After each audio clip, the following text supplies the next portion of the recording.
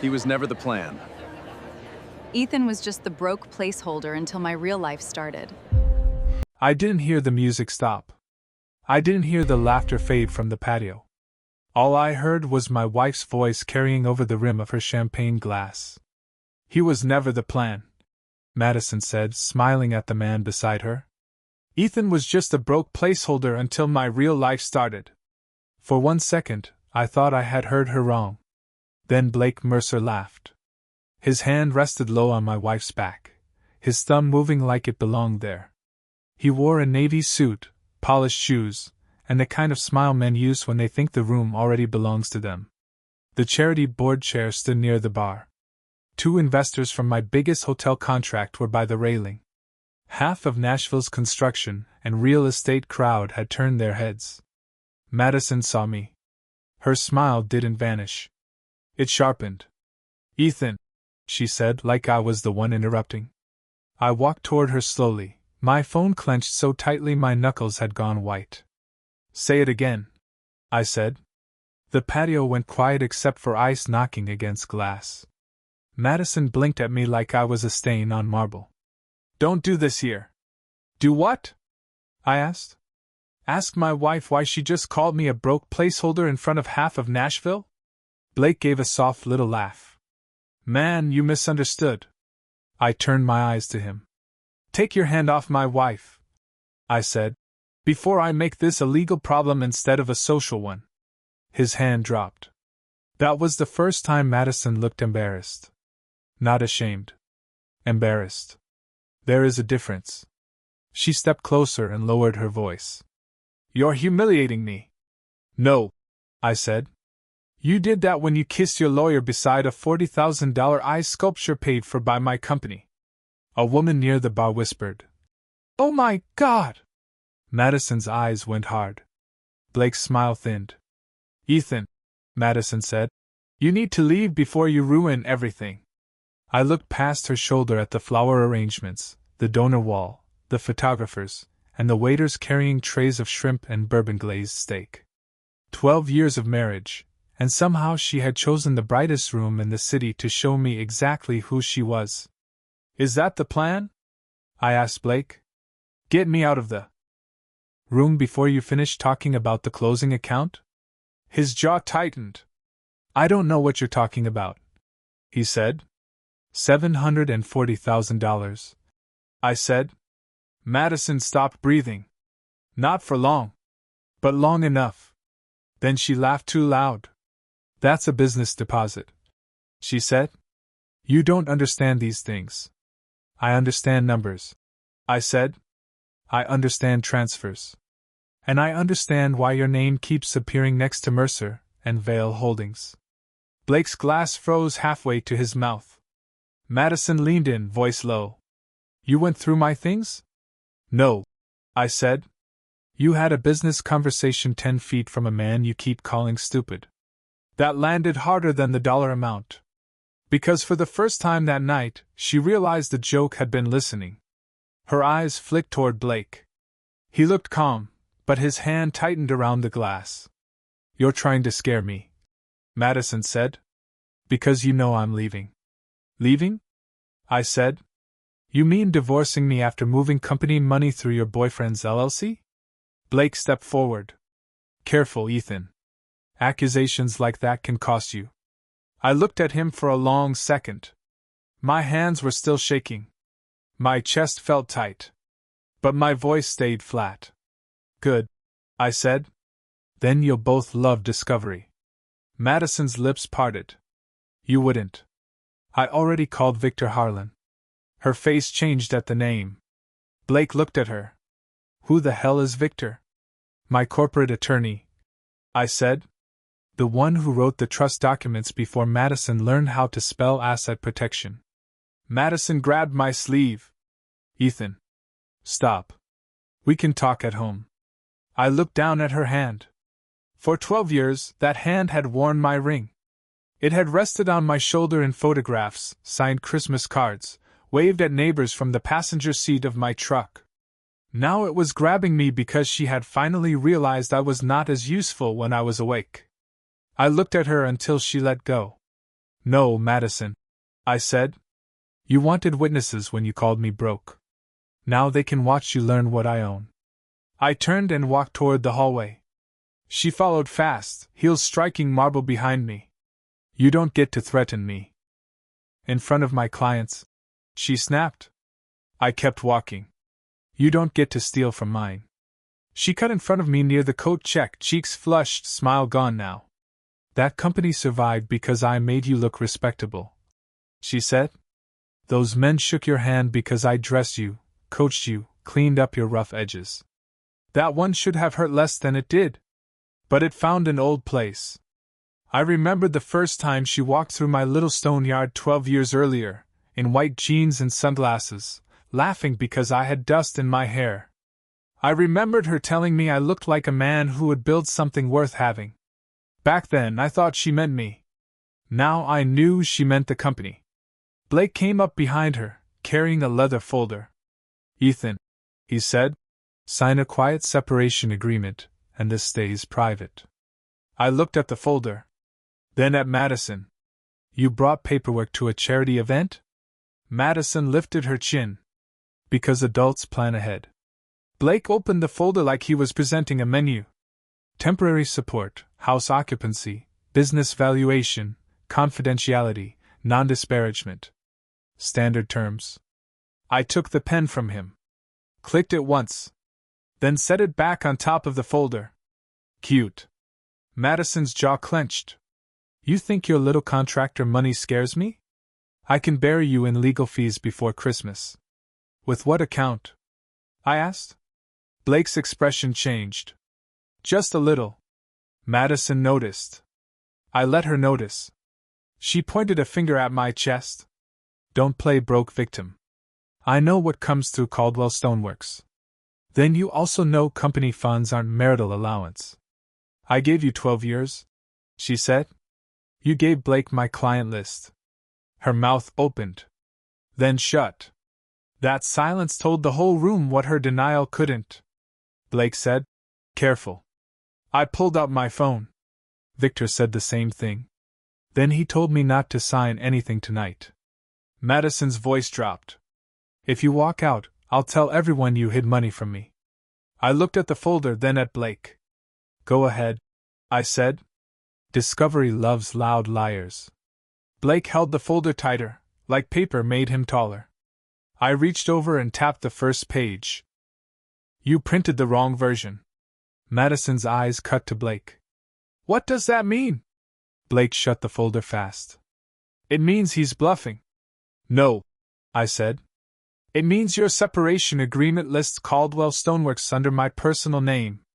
It hasn't been structured that way since 2017. Madison stared at me.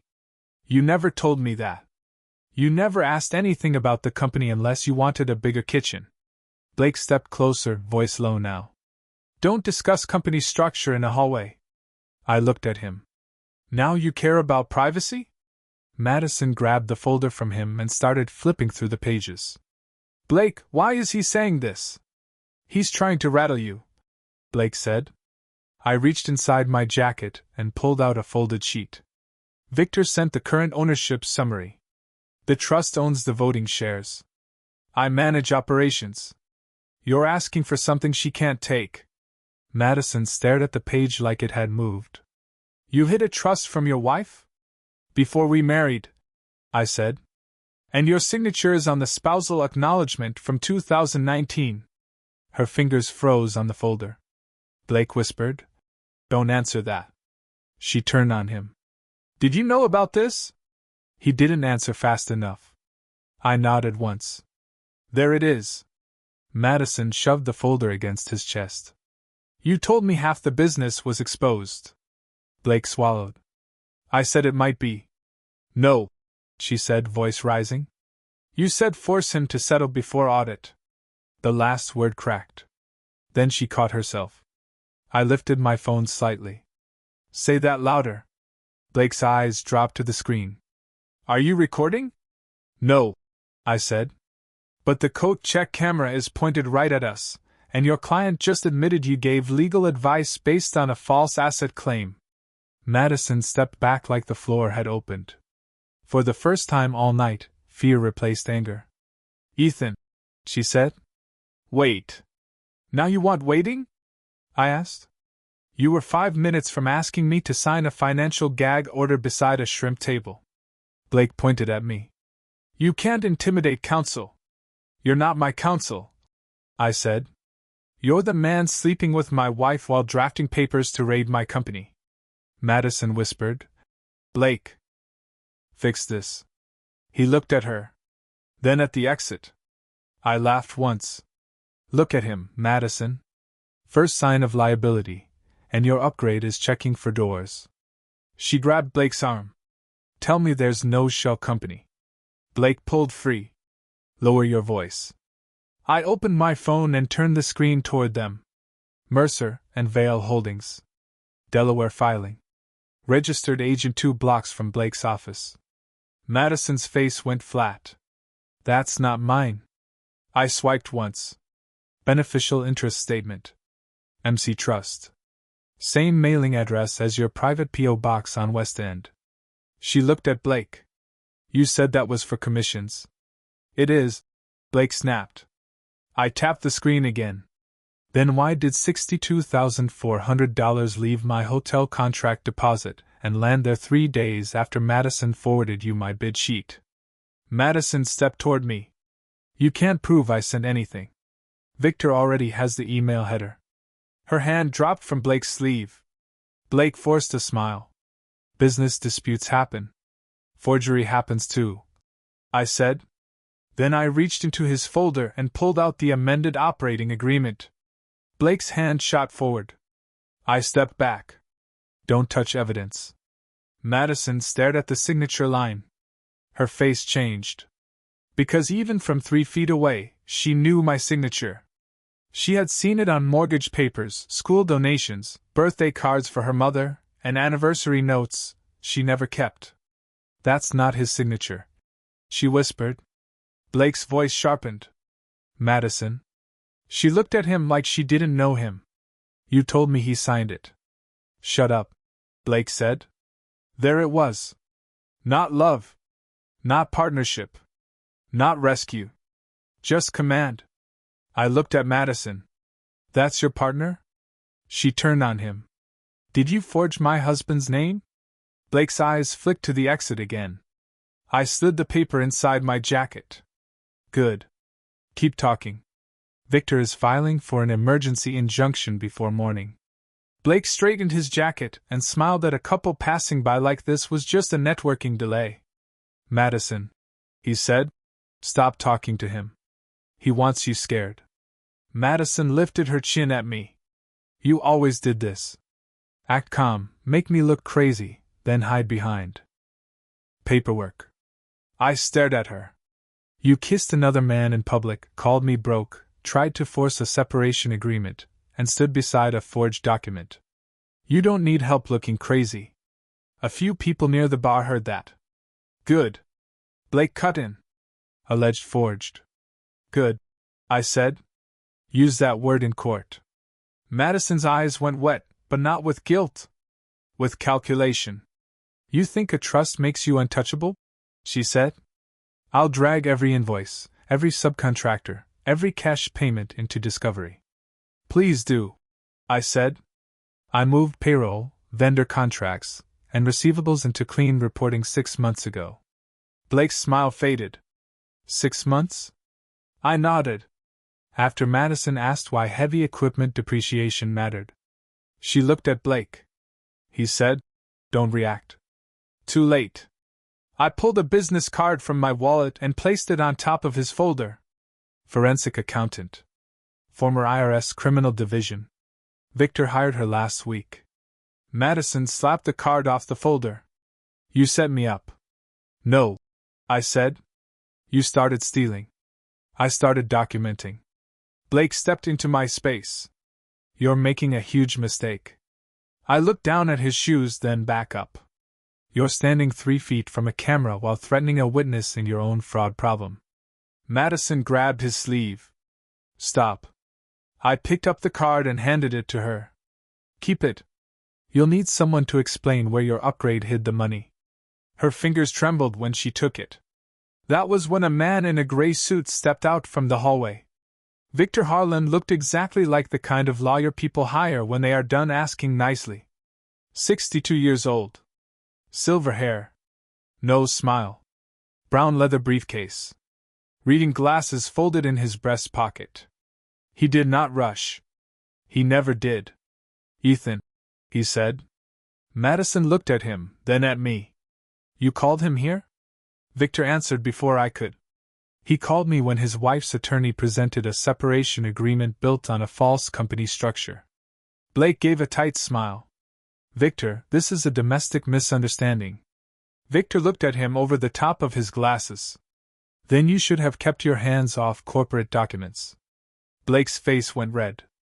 Madison turned toward Victor. "I didn't know about any forged signature." Victor nodded. "That may become important." Blake snapped. "Don't speak to my client." Victor's eyebrows lifted. "Your client? Or your girlfriend?" The hallway went silent. Madison's mouth opened. No sound came out. Victor handed me a thin packet. "Emergency filing is ready. We submit at dawn unless they preserve every account, device, and document tied to Mercer and Vale." Blake laughed once. "A trust can't sue over marital drama." Victor didn't blink. "It can sue over diverted contracts, forged documents, stolen bid sheets, and money moved out of a business deposit." Madison looked at Blake. "Is that true?" Blake pointed at me. "He's twisting it." I looked at Madison. "Ask him why he used your P.O. box instead of his office address." She turned slowly. "Why did you?" Blake's jaw worked. "Because he's twisting filings." Victor opened his briefcase and removed another document. "Then you'll enjoy the asset freeze motion. It names Mercer and Vale, Blake personally, and any account that touched the hotel deposit." Madison's hand went to her purse. "I need my phone." Blake grabbed her wrist. "Don't call anyone." I looked at his hand. "That's smart," I said. "Panic calls become exhibits." He let go. Madison whispered. "Frozen assets means what?" "It means the money sits still," Victor said, "until a judge sees who lied." Blake stepped back. "You can't get that overnight." Victor checked his watch. "Emergency hearing. 8:30. Madison's face emptied. "Tomorrow?" "No," Victor said. "Today." It was just after midnight. The party outside kept going because rich people are trained to ignore fires until they smell smoke in their own hallway. But the smoke had started spreading. Blake reached for the folder. I put my hand over it first. "Leave the forged paper," I said. "Run without it." His phone lit up. Once. Twice. 3 times. He looked down and declined the call. Madison noticed. "Who is that?" "Nobody." His phone lit again. She grabbed it from his hand and hit speaker. A woman's voice rushed through. "Blake, the bank flagged Mercer and Vale. 2 accounts are locked. Caldwell's attorney copied the hotel group, and they're asking if we had authorization." Madison went pale. "The hotel knows?" The call went dead. Across the hallway, 2 investors stopped pretending not to listen. Blake forced a smile. "Private matter." Victor slipped his glasses on. "Not anymore." Madison's own phone buzzed. She looked down. Then her knees softened. "My broker license portal just locked me out." Blake hissed. "Don't say that out loud." She shoved him. "You told me this was clean." A man in a navy suit walked toward us, holding his drink low. His name was Daniel Ellison. He owned 3 commercial properties, 2 downtown lots, and the kind of reputation Madison had spent years trying to stand beside. "Madison," he said slowly, "is my escrow tied to that company?" She opened her mouth. Nothing came out. That was worse than a lie. Blake backed toward the exit. Madison saw him moving. "Where are you going?" "I need counsel," he said. She stared at him. "You are counsel." "Not for this." He turned. She grabbed his sleeve. You used my P.O. box. My contacts. My license. Blake pointed at me. He's the one suing you. I shook my head. No, Blake. I'm suing both of you. Madison looked down at Victor's filing. Her voice got thin. Temporary freeze. Escrow hold. Document preservation. She looked at me. Ethan, my commissions are in those accounts. Then you should have kept them clean. Her phone buzzed again. She read the message and grabbed the wall. The Ellison listing terminated me. Victor said. They received notice of potential fraud exposure. Madison turned toward the investors near the bar. This is a misunderstanding. No one moved toward her. No one defended her. No one even looked surprised anymore. That is the thing about public humiliation. You can spend years building a beautiful version of yourself in front of people. But when the real version arrives, they recognize it faster than you think. Blake slipped through the front door. Madison shouted, Blake. He didn't turn around. The valet outside was already pulling his car forward. She took 2 steps after him, then stopped. Because she had worn the wrong shoes to chase a coward. I looked at her. He said he loved me. She whispered. I watched Blake's taillights slide past the valet stand. No, I said. He loved access. Her face folded for half a second. Then pride tried to climb back over it. You don't have to do this, she said. I know. That answer hurt her more than anger would have. Victor handed her one clean copy of the filing. You've been served with notice to preserve documents. Madison snatched the papers from him like she could still control what they meant. The judge has the other copy, Victor said. She looked at the pages. Then at me. Ethan, please. That was the first please I had heard from her all night. Not when she insulted me. Not when Blake touched her. Not when the forged agreement came out. Only when the accounts froze. Please don't let them take the house, she said. The house. Not our marriage. Not our name. Not the 12 years. The house. I looked toward the patio where the music had started again. Through the glass doors, the ice sculpture caught the light. Our company name was carved into the base of it. Caldwell Stoneworks. The company my father had helped me start with 1 borrowed mixer, 2 used trucks, and a prayer he never admitted was a prayer. Madison used to laugh at that story. Then she learned the contracts were worth more than the romance. You tried to steal a company, I said, and lost your mailbox. Her mouth tightened. You're enjoying this. No, I said. I enjoyed being married. This is just cleanup. Victor stepped beside me. Courthouse at 8:30. Bring nothing else. We have enough. Madison followed us toward the front doors. You can't freeze my life over one mistake. I stopped. One mistake didn't create a shell company. One mistake didn't forward bid sheets. One mistake didn't fake my signature. One mistake didn't bring divorce papers to a party where you planned to shame me into signing them. Her eyes filled. I'll give the money back, Victor said. Restitution offer noted. She turned on him. I wasn't talking to you. No, I said. But you should start. Her phone buzzed again. She read the screen and whispered. They suspended my office access. Pending investigation, Victor said. The charity board. Cher stood by the entrance now, holding her purse like she didn't want Madison near the donor table anymore. The valet held Madison's keys but did not step forward. Daniel Ellison had already turned away. That was when she finally looked small. Not poor. Not innocent. Small. Ethan, she said.